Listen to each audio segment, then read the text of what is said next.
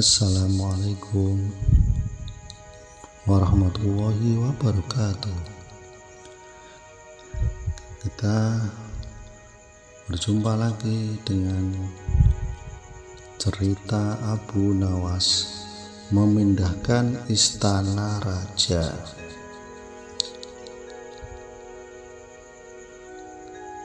Pada suatu hari, Baginda baru saja membaca kitab tentang kehebatan Raja Sulaiman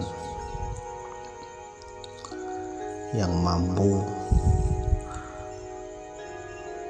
memerintahkan para jin memindahkan singgasana Ratu Bilqis di dekat istananya.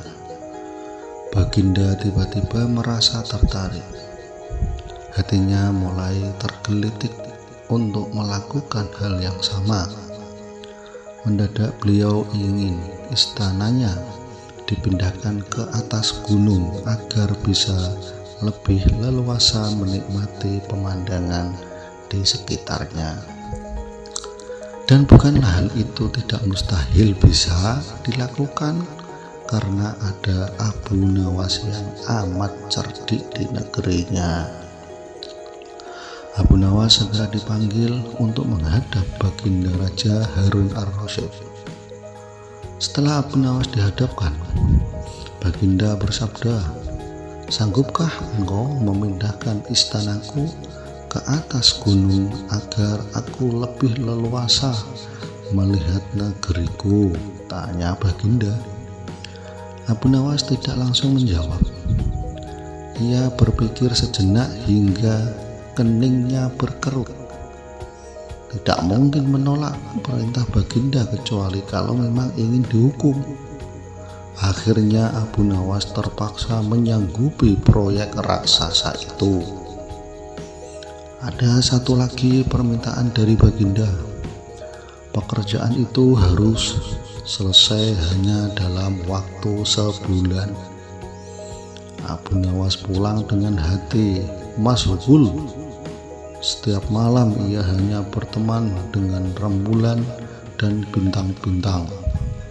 Hari-hari dilewati dengan kegundahan.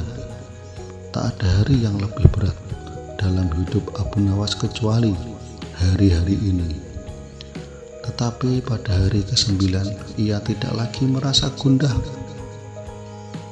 Keesokan harinya Abu Nawas menuju istana. Ia menghadap Baginda untuk membahas pemindahan istana. Dengan senang hati Baginda akan mendengarkan apa yang diinginkan Abu Nawas. "Ampun tuanku, hamba datang ke sini hanya untuk mengajukan usul untuk memperlancar pekerjaan hamba nanti," kata Abu Nawas. "Apa usul itu?" "Hamba akan memindahkan istana Paduka yang mulia tepat pada hari raya Idul Kurban yang kebetulan hanya kurang 20 hari lagi. Kalau hanya usulmu, baiklah," kata Baginda. "Satu lagi Baginda," Abu Nawas menambahkan. "Apalagi?" tanya Baginda. "Hamba mohon Baginda menyembelih 10 ekor sapi yang gemuk untuk dibagikan langsung kepada para fakir miskin," kata Abu Nawas. "Usulmu ku terima," kata Baginda menyetujuinya. Abu Nawas pulang dengan perasaan riang gembira. Kini tidak ada lagi yang perlu dikhawatirkan. Toh nanti bila waktunya sudah tiba, ia pasti akan dengan mudah memindahkan istana Baginda Raja. Jangankan hanya memindahkan ke puncak gunung, ke dasar samudra pun Abu Nawas sanggup. Desas-desus mulai tersebar ke seluruh pelosok negeri. Hampir semua orang harap-harap cemas. Tetapi sebagian besar rakyat merasa yakin atas kemampuan Abu Nawas. Karena selama ini Abu Nawas belum pernah gagal melaksanakan tugas-tugas aneh yang dibebankan di atas pundaknya. Namun ada beberapa orang yang meragukan keberhasilan Abu Nawas kali ini. Saat-saat yang dinanti-nantikan tiba, rakyat berbondong-bondong menuju lapangan untuk melakukan sholat hari raya Idul Kurban. Dan seusai sholat, 10 sapi sumbangan baginda raja disembelih, lalu dimasak, kemudian segera dibagikan kepada fakir miskin. Kini giliran Abu Nawas yang harus melaksanakan tugas berat itu.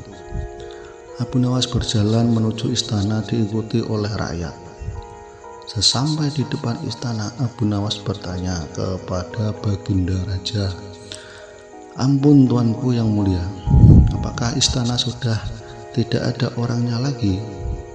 "Tidak ada," jawab baginda raja yang singkat itu.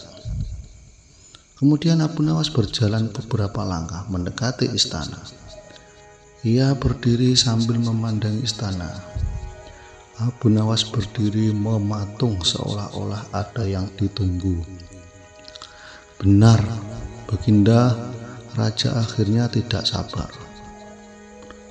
"Abu Nawas, mengapa engkau belum juga mengangkat istanaku?" tanya baginda raja. "Hamba sudah siap sejak tadi, baginda," kata Abu Nawas. "Apa maksudmu engkau sudah siap sejak tadi? Kalau engkau sudah siap, lalu apa yang engkau tunggu?" tanya baginda masih diliputi perasaan heran. "Hamba menunggu istana Paduka yang mulia diangkat oleh seluruh rakyat yang hadir untuk diletakkan di atas pundak hamba. Setelah itu hamba tentu akan memindahkan istana Paduka yang mulia ke atas gunung sesuai dengan titah Paduka." Baginda Raja Harun ar-Rasyid terpana. Beliau tidak menyangka Abu Nawas masih bisa keluar dari lubang jarum. Sekian cerita Abu Nawas.